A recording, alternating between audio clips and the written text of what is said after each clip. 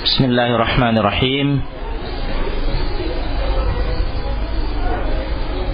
Assalamualaikum warahmatullahi wabarakatuh. Innal hamdalillah nahmaduhu wa nasta'inuhu wa nastaghfiruh wa na'udzu billahi min shururi anfusina wa min sayyiati a'malina. Man yahdihillahu fala mudilla lahu wa man yudlil fala hadiya lahu. Asyhadu an la ilaha illallah wahdahu la syarika lahu wa asyhadu anna Muhammadan abduhu wa rasuluh sallallahu alaihi wa ala alihi wa sahbihi wa sallam. Amma ba'd. Ini kajian perdana kita untuk kajian ummahat. Semoga kita bisa istiqomah lanjut setiap akhir bulan, meskipun sekali sebulan. Dan kajian perdana kita ini kami akan membahas mengenai tafsir ayat 31 dari surat An-Nur. Ayat 31 dari surat An-Nur. Allah Subhanahu wa taala berfirman, "Wa qul lil mu'minati yaghdudna min absarihinna wa yahfadna furujahunna wa la yubdina zinatahunna illa ma dhahara minha."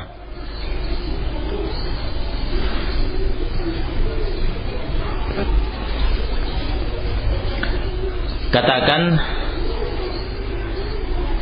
wahai Nabi Muhammad sallallahu alaihi wasallam,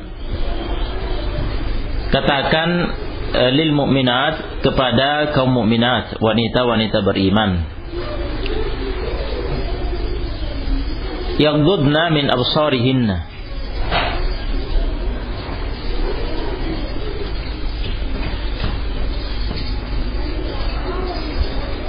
hendaknya mereka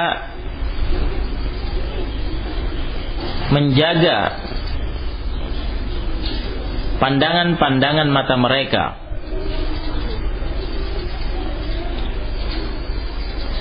wa yahfadna furujahunna, dan hendaknya mereka menjaga kemaluan-kemaluan mereka.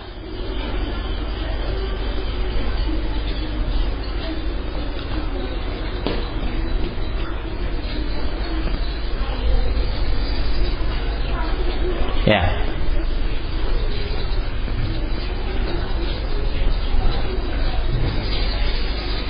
Wala yubdina zinatahunna illa ma dhahara minha, dan mereka jangan menampakkan perhiasan mereka kepada selain mahram, illa ma dhahara minha, kecuali perhiasan yang tampak,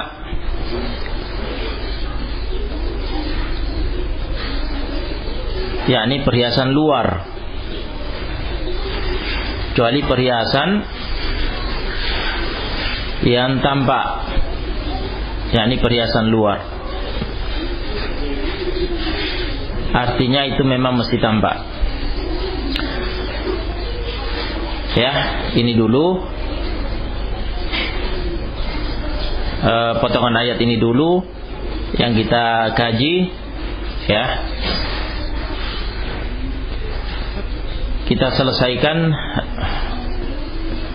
dua perintah yang pertama, yaitu yaghdudna min absarihinna wa ihfadna furujahunna. perintah kepada kaum mukminat, wanita-wanita beriman, agar mereka menjaga pandangan-pandangan mereka dan menjaga kemaluan-kemaluan mereka.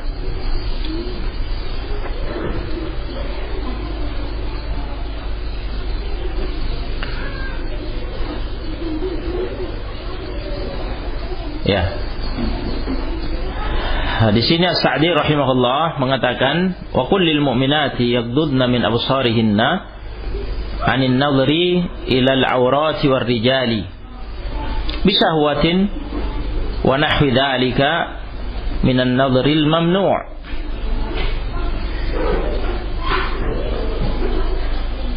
Perintah kepada wanita-wanita beriman agar mereka menjaga pandangan-pandangan mata mereka dari menatap, memandang kepada aurat-aurat, ya, aurat-aurat orang lain, dan menjaga pandangan mata mereka dari memandang kepada kaum lelaki. Pandangan berupa pandangan yang disertai dengan syahwat. Ya, pandangan yang disertai dengan syahwat.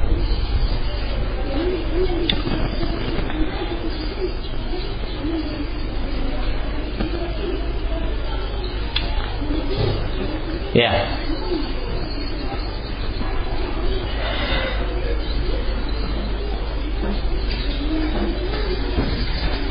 Wa nahwi dzalik minan nadhril mamnu', dan semisal dengan itu dari atau berupa pandangan yang terlarang dalam syariat. Jadi di sini Sa'di rahimahullah menyebutkan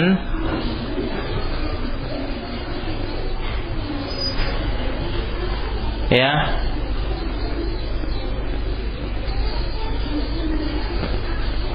makna perintah wanita-wanita beriman kepada wanita beriman agar mereka menjaga pandangan mata mereka, yaitu dari pandangan yang haram, yang terlarang, yaitu memandang kepada aurat-aurat, memandang kepada kaum lelaki yang disertai dengan syahwat.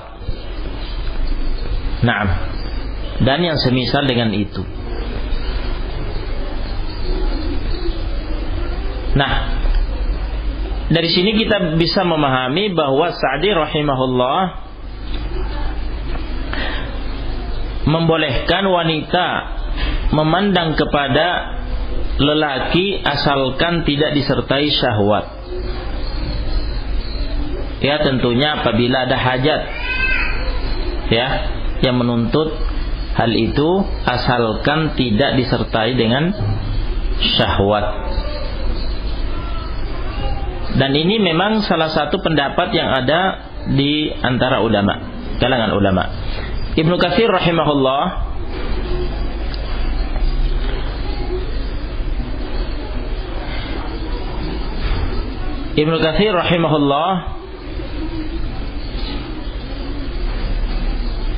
dalam tafsirnya, beliau menukil dua pendapat dalam masalah ini.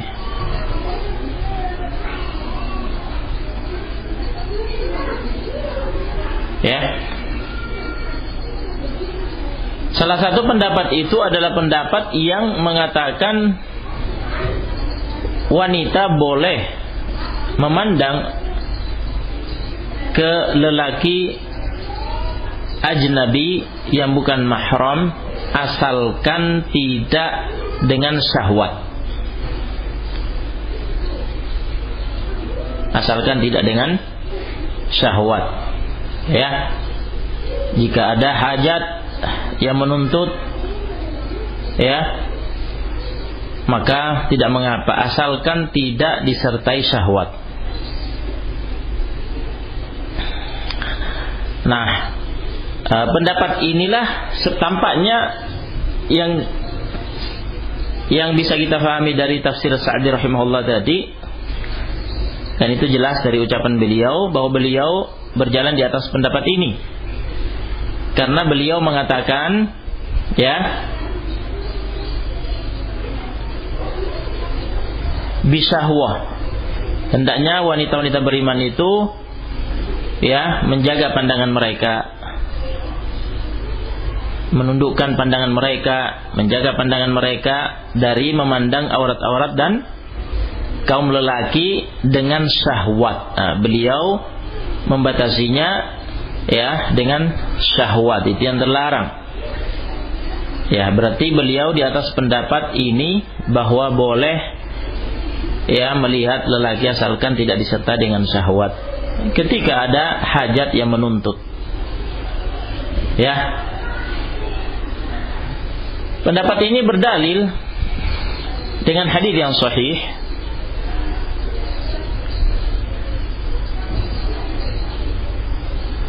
yaitu hadis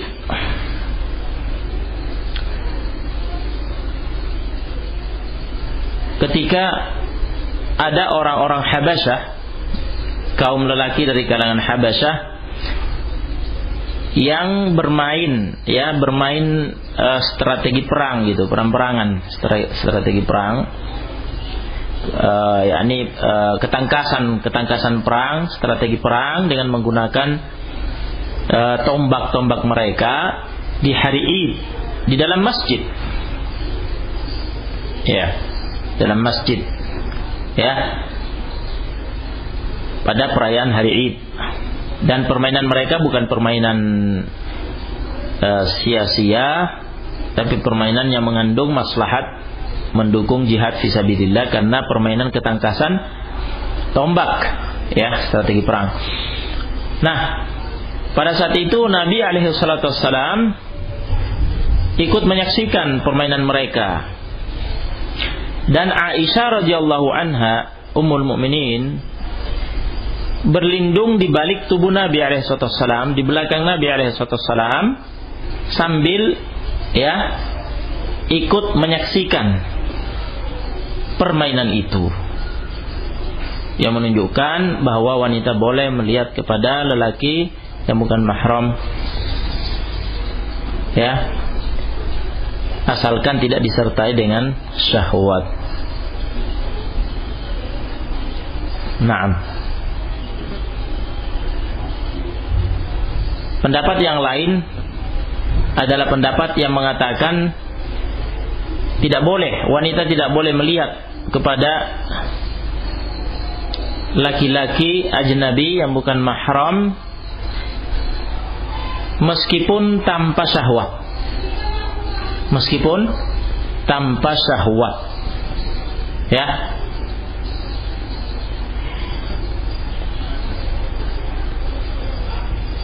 Tetapi, ya, tampaknya pendapat yang dipilih Sa'di rahimahullah lebih kuat, ya. Hanya saja dalam hal ini tentunya tidak boleh bermudah-mudahan, ya, dan hendaknya berhati-hati, ya.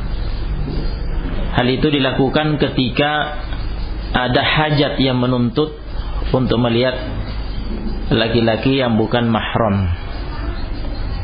Naam.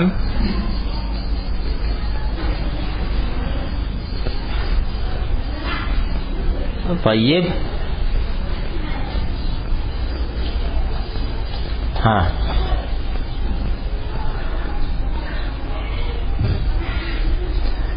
Apalagi di masa kita, di zaman kita sekarang ini, di masa yang seperti ini, banyak fitnah, ya, ilmu kurang, iman lemah, ya, gampang terjerumus dalam fitnah. Harus hati-hati, ya, jika memang tidak ada hajat yang menuntut, ya, jaga pandangan, jangan lakukan itu. Jangan iseng-iseng, ya.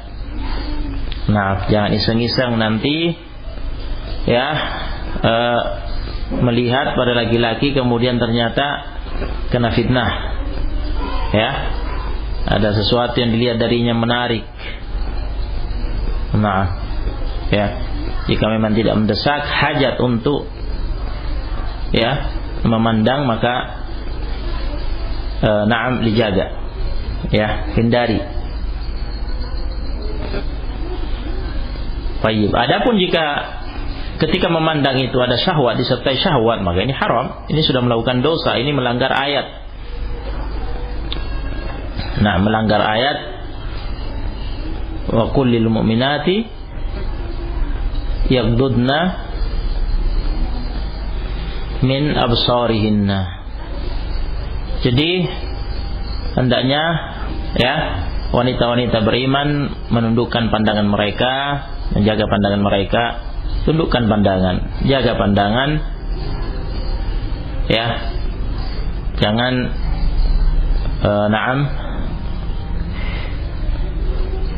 memandang ke sana kemari dengan mata yang liar gitu, ya.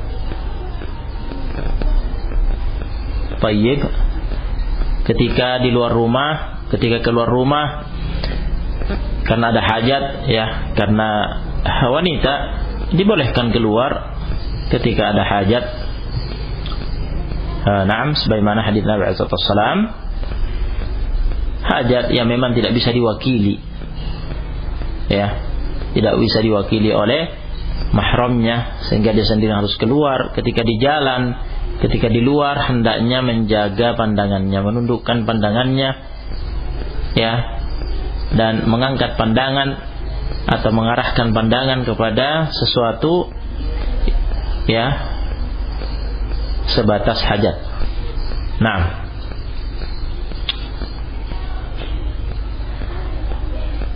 baik. Yang kedua di sini wa yahfadna furujahunna, dan ini ada kaitannya dengan perintah yang pertama, ya. Dan hendaknya mereka menjaga kemaluan mereka.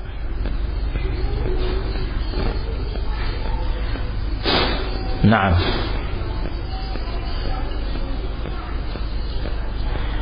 hendaknya mereka menjaga kemaluan mereka. Kata Sa'di rahimahullah, minat tamkini min jima'iha aw massiha aw an-nadhri al-muharram ilaiha, yaitu hendaknya mereka menjaga kemaluan mereka, ya, tidak memberi kesempatan, ya, laki-laki untuk menjamahnya, ya, untuk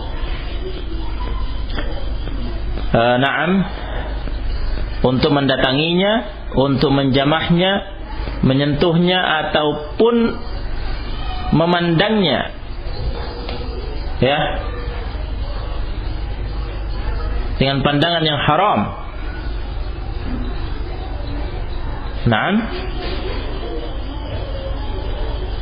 Ya, 3 yang disebutkan di sini. Tidak boleh memberi kesempatan kepada, ya, laki-laki.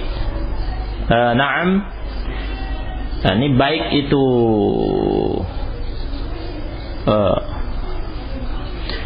mahram maupun bukan mahram, ya. Tidak boleh diberi kesempatan untuk mendatanginya atau menjamahnya, menyentuhnya ataupun memandang kepada kemaluannya dengan pandangan yang haram. Naam.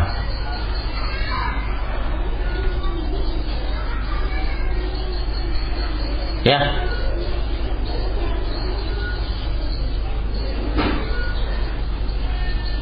Tadi ana mengisyaratkan bahwa yang kedua ini ada kaitannya dengan yang pertama, ya, karena yang kedua ini yaitu menjaga kemaluan dari hal-hal yang disebut oleh Sa'di rahimahullah,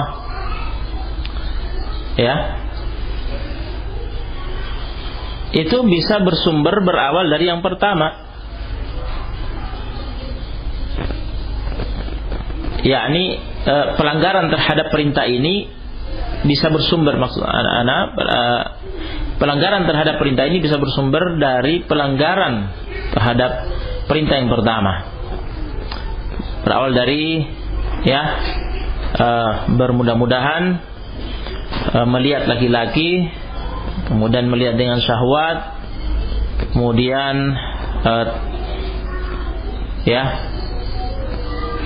artinya sebagaimana pada hadits Nabi alaihi salatu wassalam, al-ainu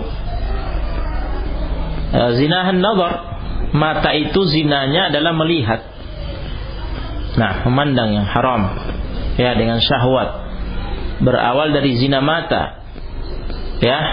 Yang ini sifatnya masih dosa kecil. Bisa kemudian berlanjut diseret oleh syahwat, ditambah godaan syaitan, terjerumus dalam fitnah yang lebih besar sampai pada pelanggaran terkait kemaluannya, bisa sampai pada zina, kemaluan yang merupakan kenistaan, fahisyah yang merupakan dosa besar, kefasikan. Nah, jadi diperhatikan baik-baik dua perintah Allah Subhanahu wa taala ini.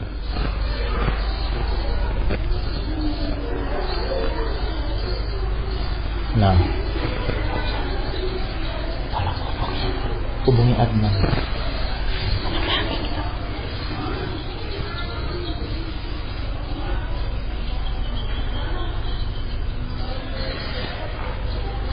Berikutnya kelanjutan ayat.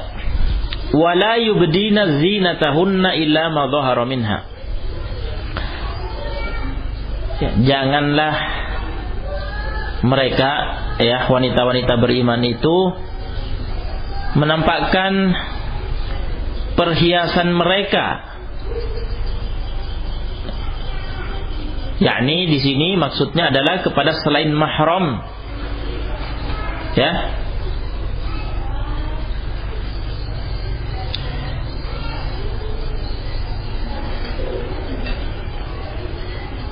Kecuali yang tampak darinya, yaitu perhiasan luar yang dimaksud. Illa ma dhahara minha, kecuali perhiasan yang tampak darinya, yakni perhiasan luar.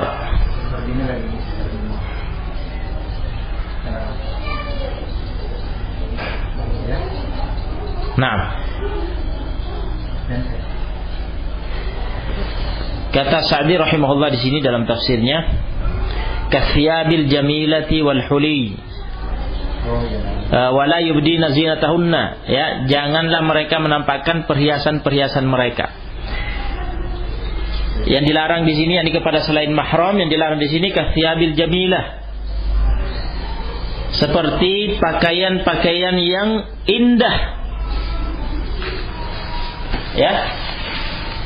pakaian indah yang dikenakan oleh wanita, itu jangan diperlihatkan kepada selain mahram. Pakaian yang dari segi warna coraknya menarik, warna merah, kuning, ungu, dan warna-warna lain yang coraknya cerah, memikat, menarik, menghiasi, membuat tampilan wanita itu lebih menarik. Nah, itu tidak boleh diperlihatkan selain mahram. Wal huli, dan al huli, yaitu perhiasan, anting, kalung, gelang, tidak boleh diperlihatkan kepada selain mahram. Wa jami'il badani tayyib. Wa jami'ul badani kulluhu minaz zinah. Kemudian kata Sa'di rahimahullah, wa jami'ul badani kulluhu minaz zinah. Dan seluruh tubuh wanita, sekujur tubuhnya, semuanya adalah zina, adalah perhiasan, yakni menghiasi sosok wanita.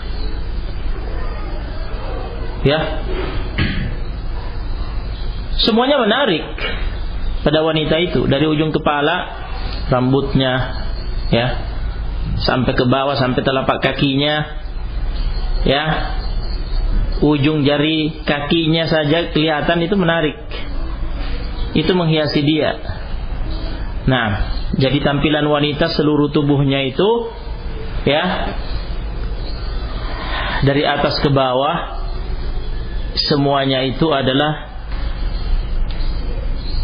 tergolong perhiasan yang menarik lelaki jika melihatnya. Berarti tidak ada yang boleh diperlihatkan sedikit pun kepada selain mahram. Tidak boleh memperlihatkan sehelai rambut pun, ya, tidak boleh memperlihatkan, ya, wajahnya, tidak boleh memperlihatkan jari kakinya, ya, telapak kakinya, apalagi jari tangannya. Nah, ya, telapak kakinya saja tidak boleh terlihat, jari kakinya tidak boleh terlihat, apalagi telapak tangannya, jari tangannya. Mana yang lebih menarik, mana yang lebih memikat laki-laki, telapak kaki, jari kaki, atau telapak tangan, jari tangan? Apalagi wajahnya kan berarti, ya. Nah, karena ini kaitannya dengan fitnah, ya, syahwat. Pembahasan kita sekarang bukan sedang membahas masalah batasan aurat dalam sholat. Itu ada pembahasan tersendiri. Tapi ini pembahasan batasan aurat, ya, wanita di hadapan laki-laki. Ini kaitannya dengan fitnah syahwat, ya. Sementara seluruh tubuh wanita itu menghiasi dirinya, merupakan bagian yang tidak terlepas dari kecantikannya. Oleh karena itu Nabi alaihi salatu wassalam bersabda pada hadis Abdullah bin Mas'ud radhiyallahu taala anhu, hadis yang diriwayatkan oleh At-Tirmidzi, hadis sahih,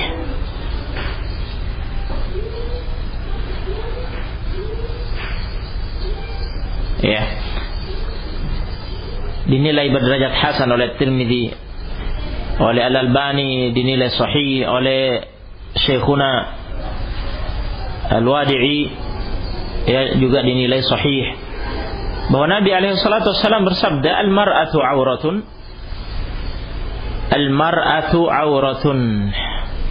wanita itu adalah aurat. Al-mar'atu aurah, wanita itu adalah aurat. Nah, aurat semuanya. Al-mar'ah, wanita, ya, Nabi tidak mengatakan bagian tubuh tertentu wanita adalah aurat. Nabi tidak mengatakan demikian.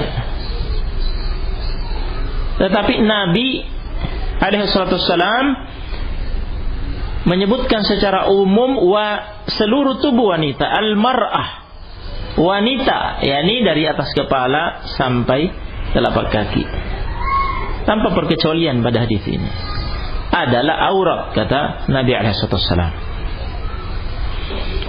Fa idza kharajat istashrafaha asyaitanu. Kelanjutan hadisnya, fa idza kharajat istashrafaha asyaitanu, apabila ia keluar dari rumahnya setan menghiasinya. Apabila ia keluar dari rumahnya setan menghiasinya. Nah, hadis ini merupakan dalil apa yang dikatakan As-Sa'di rahimahullah tadi, bahwa seluruh tubuh wanita itu semuanya adalah perhiasannya. Nah, Artinya tidak boleh ada bagian tubuh yang diperlihatkan kepada lelaki, ya, selain mahram.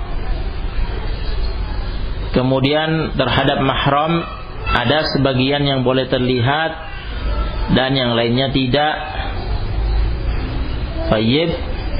Namun sekarang pembahasannya adalah terkait aurat di hadapan selain mahram.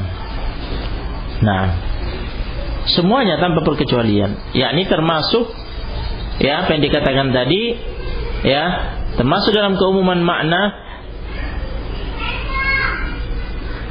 hadis ini, masuk dalam makna wanita adalah aurat adalah wajahnya dan kedua telapak tangannya.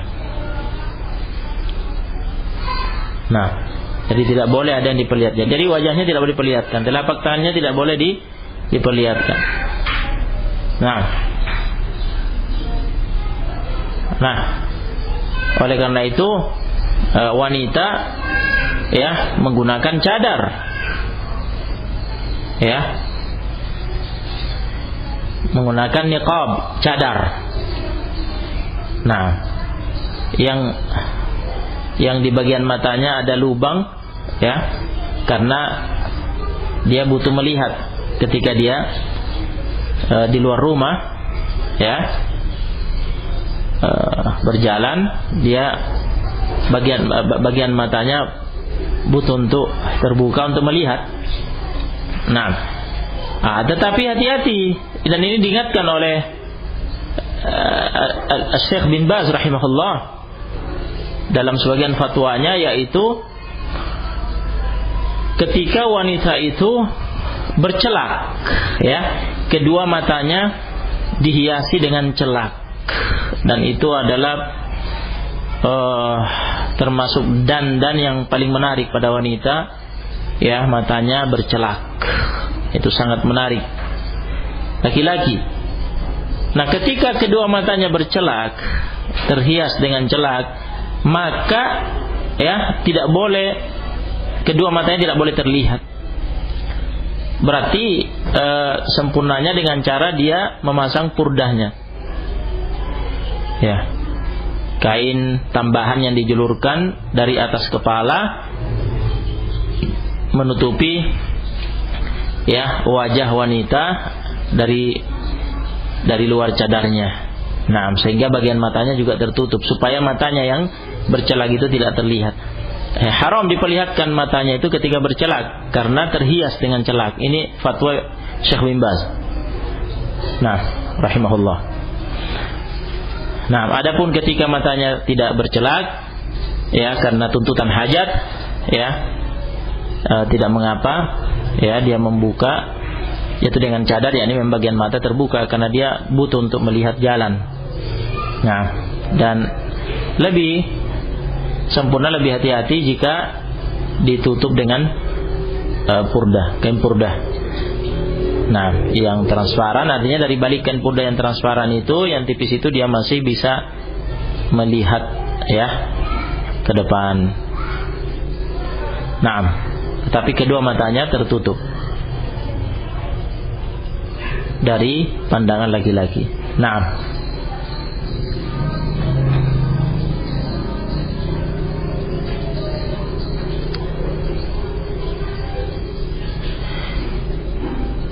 kemudian kata Sa'di rahimahullah, lamma kanat thiyabul zahiratu la budda laha minha, dan ketika pakaian luar, ya,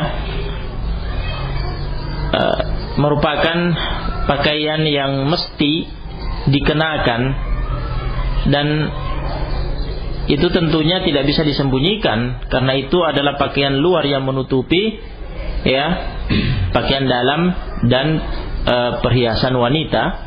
Qal, Allah SWT berfirman, illa ma dhahara minha, memperkecualikan kecuali yang tampak darinya. Ya, kecuali yang tampak dari perhiasan itu, yakni perhiasan luar maksudnya. Ai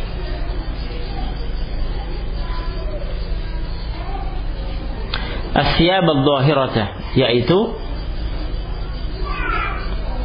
pakaian luar, allati jaratil 'adatu bilubsiha, yang pakaian itu biasa dikenakan wanita sebagai pakaian luar, ya, secara adat istiadat. Nah, yakni sudah merupakan tradisi, adat, kebiasaan, ya, masyarakat kaum wanita mengenakan pakaian itu sebagai pakaian luarnya yang menutup pakaian dalamnya dan perhiasannya. Idza lam yakun fi dzalika ma yad'u ila al-fitnati biha, dengan syarat selama pakaian luar itu, ya, tidak terdapat padanya hal-hal yang mengundang fitnah, Nah, ya, berarti pakaian luar ini dari segi warna, ya, dari segi warnanya, ya, warna gelap gitu, ya, warna hitam, nah, warna coklat, ya, nah, semisal yang gelap, yang tidak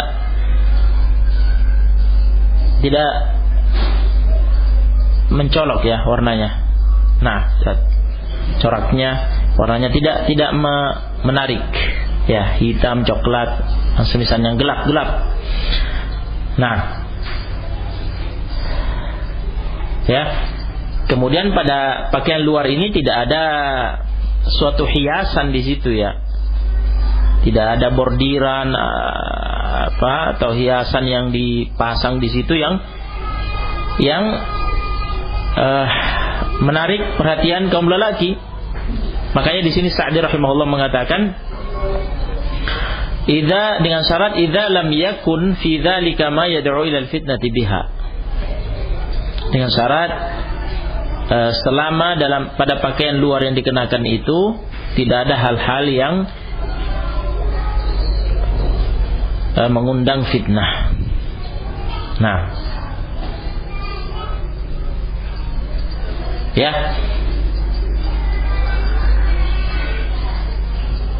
kaum salafiyat, wanita-wanita salafiyah di negeri ini sudah terbiasa, ya, sudah terbiasa dan menjadi tradisi mereka menggunakan abaya. Nah, abaya meniru, ya, pakaian yang ada di Arab. Nah, ya, atau yang mewakili abaya, ya, berupa kerudung besar, ya, kerudung besar yang menutup dari luar bersama jubahnya, ya, yang panjang sampai ke tanah, seperti hanya abaya, sampai ke tanah, sampai menyentuh tanah, sampai terseret, ya. Begitu pula jubah yang mewakili abaya tersebut, jika hanya mencukupkan dengan jubah, ya, itu panjang sampai ke tanah. Nah, dan dari atas kerudung besar. Nah, kemudian mengenakan cadar, ya, dan kesempurnaannya mengenakan kaos tangan dan kaos kaki. Nah, ya, adapun apabila mengenakan abaya, ya, memang bagian panjang lengannya itu sampai ke ujung telapak, ya, sampai tertutup, dan tetap sempurnanya dia mengenakan kaos tangan. Nah, sebagaimana kebiasaan, ya, wanita-wanita salaf, wanita-wanita sahabat di zaman Nabi alaihi salatu wassalam mengenakannya bersama cadar mereka. Nah, apabila menggunakan jubah, ya, maka telapak tangannya berada di balik kerudung besarnya, ya, yang besar, lebar, turun sampai ke bawah. Nah, dan disempurnakan dengan pakai kaos tangan seperti yang disampaikan tadi. Nah, karena wanita salaf, wanita-wanita sahabat di zaman Nabi alaihissalam, mereka biasa mengenakan cadar, ya, mengenakan kaos tangan. Oleh karena itu saat ihram umroh atau haji, ya, karena merupakan kebiasaan mereka mengenakannya, maka Nabi alaihissalam, karena itu tidak boleh dipakai pada saat ihram, maka Nabi alaihissalam melarangnya, ya. Baik, wanita yang berihram tidak boleh mengenakan niqab, cadar, dan tidak boleh mengenakan kuffaz, kaos tangan. Nah,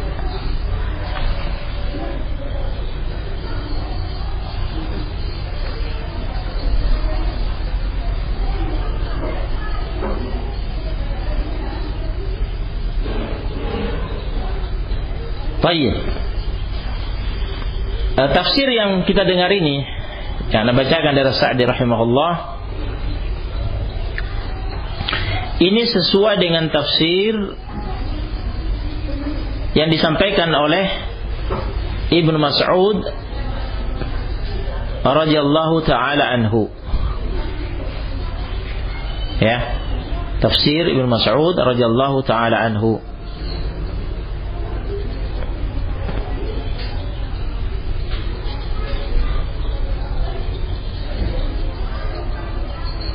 Naam, dan yang sependapat dengan Ibnu Mas'ud. Tayyib. Dan tafsir itu disebutkan oleh Ibnu Katsir rahimahullah dalam tafsirnya. Tafsir yang kedua adalah menafsirkan illa ma dhahara minha, kecuali yang tampak dari perhiasannya, adalah tafsir yang mengatakan bahwa yang dimaksud adalah wajah dan kedua telapak tangan. Wala yubdina zinatahunna illa ma dhahara minha, janganlah wanita-wanita mukminat itu menampakkan perselain mahram, perhiasan-perhiasan mereka, illa ma dhahara minha, kecuali yang tampak dari perhiasan itu, ya, yaitu menurut tafsir yang kedua ini wajah dan kedua telapak tangan. Artinya wajah dan kedua telapak tangan adalah perhiasan yang merupakan bagian dari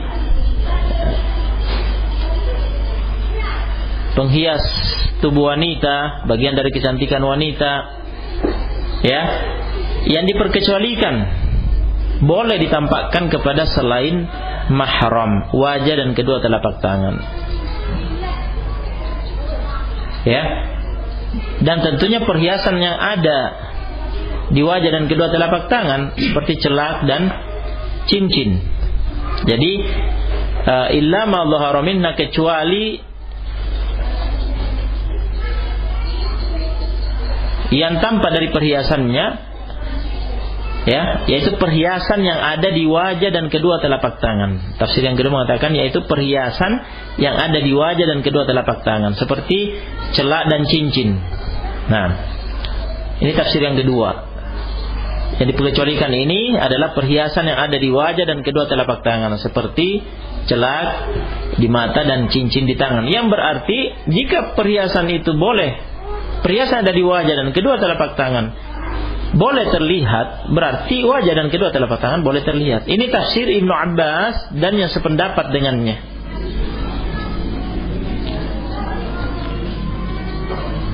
Nah, ini tafsir Ibnu Abbas dan yang sependapat dengannya, juga dinukil oleh Ibnu Katsir rahimahullah dalam tafsirnya.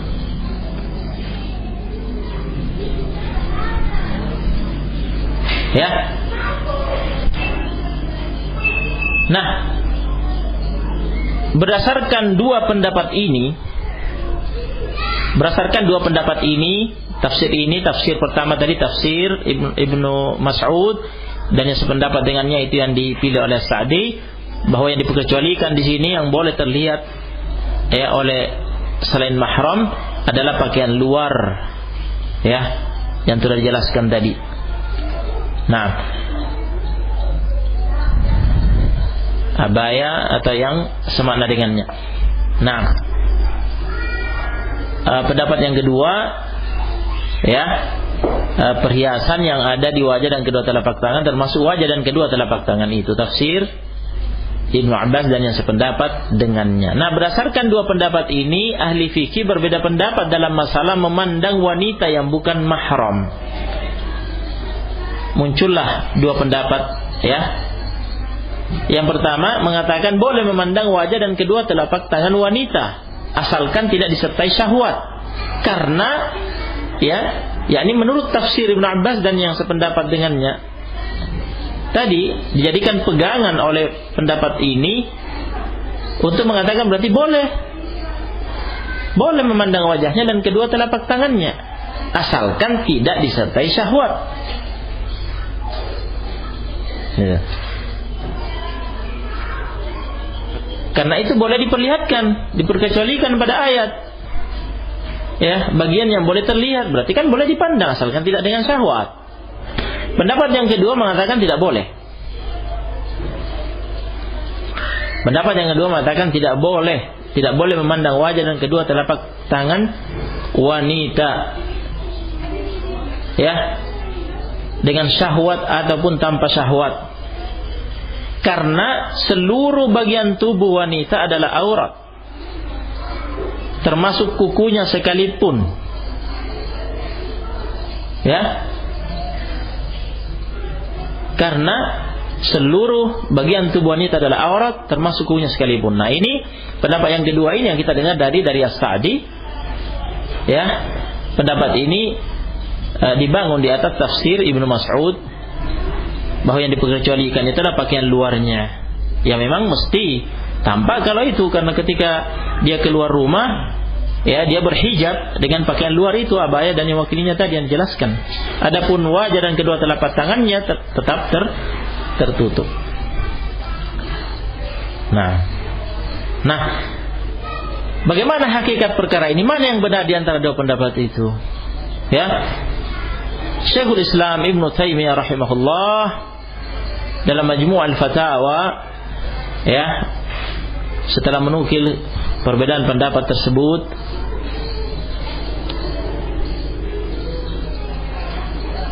beliau menjelaskan hakikat perkara ini. Allah Subhanahu wa taala membagi perhiasan wanita menjadi dua. Perhiasan luar yang tampak dan perhiasan dalam yang tersembunyi. Ya.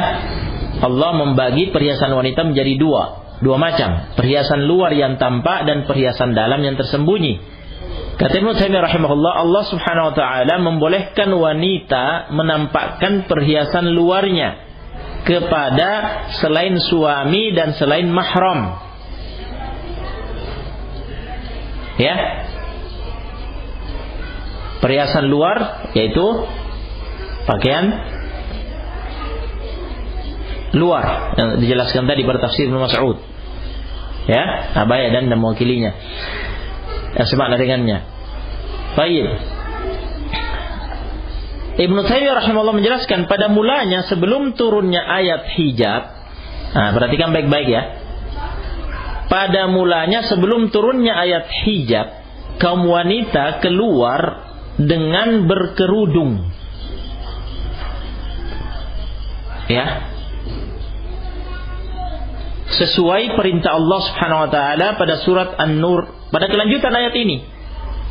Pada kelanjutan ayat ini akan datang nanti, ya, pada kelanjutannya bacakan waliyadribna bi khumurihinna ala juyubihinna.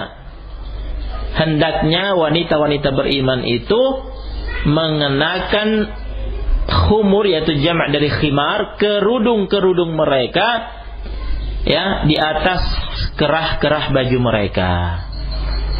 yakni kerudung yang dikenakan oleh wanita yang berfungsi untuk menutup kepala, ya, dan leher, ya, menutup kepala dan leher. Jadi di atas kerah-kerah baju. Nah, ketika seorang wanita mengenakan kerudung yang menutup kepala dan lehernya, dikenakan di atas kerah bajunya, yang tertutup hanya kepala dan leher. Adapun wajah tampak. Ya. Nah, jadi pada mulanya sebelum turunnya ayat hijab yang dimaksud Ibnu Taimiyah yaitu ayat hijab perintah mengenakan jilbab. Jilbab yang dimaksud pada ayat itu bukan kerudung yang di sini nih, yang dibahasakan khimar ini tadi yang pada ayat ini. Bukan. Jilbab yang dimaksud pada ayat hijab di surat Al-Ahzab itu simpelnya, ya, abaya dan yang semakna dengannya. Itu makna jilbab, ya, pada ayat hijab, ya, di surat Al-Ahzab. Jadi pada mulanya sebelum turun ayat hijab, ya, kaum wanita keluar yang berkerudung sesuai ayat ini, tanpa mengenakan jilbab, tanpa mengenakan abaya,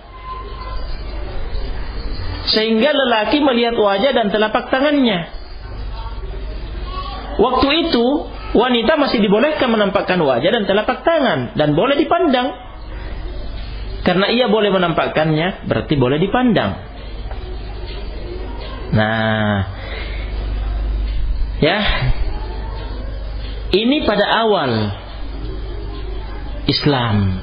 Karena waktu lengkapnya kami akan paparkan lebih jelas pada pertemuan akan datang, tetapi ana sampaikan secara ringkas sekarang, ya, bahwa tafsir Ibnu Abbas, Ibnu Taimiyah rahimahullah menjelaskan bahwa tafsir Ibnu Abbas radhiyallahu taala anhuma dan yang sependapat dengannya yang memperkecualikan dari ayat ini dengan makna perhiasan di wajah dan kedua telapak tangan, yakni wajah dan kedua telapak tangan dan perhiasan yang ada di situ, ya, itu boleh terlihat. Itu tafsir itu menyesuaikan dengan syariat di awal Islam yang diceritakan ini tadi, yang hanya memerintahkan mereka mengenakan kerudung pada kelanjutan ayat waliyadribna bi khumurihinna ala jubihinna. Mereka keluar dalam keadaan berkerudung, wajah telapak tangan terlihat, berarti boleh dipandang.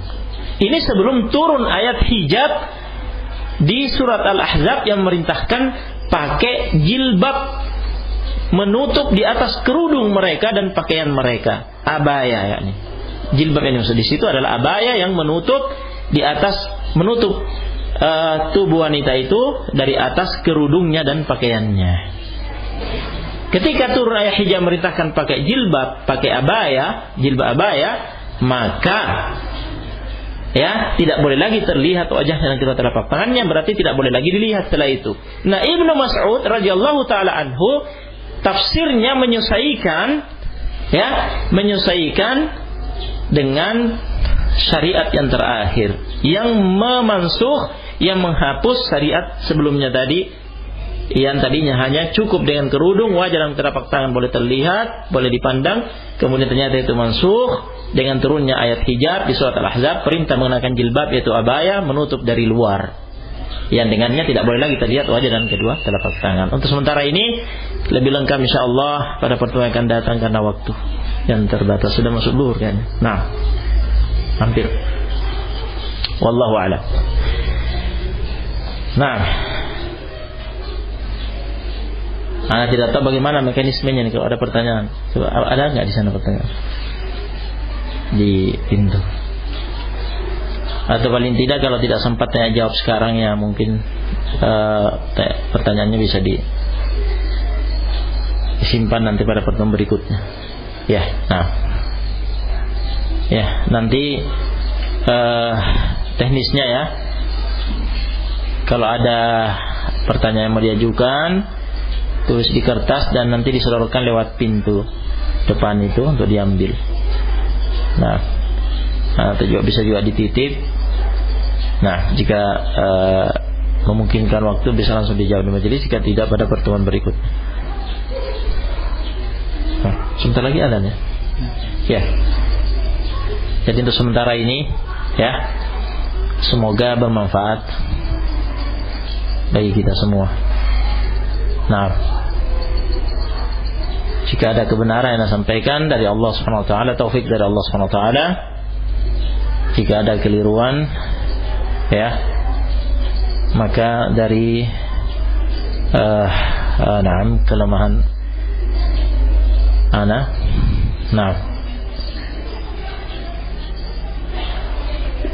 Astaghfirullah li wa lakum jami'an. Subhanallah bihamdika asyhadu an la ilaha illa anta astaghfiruka wa atubu ilaik.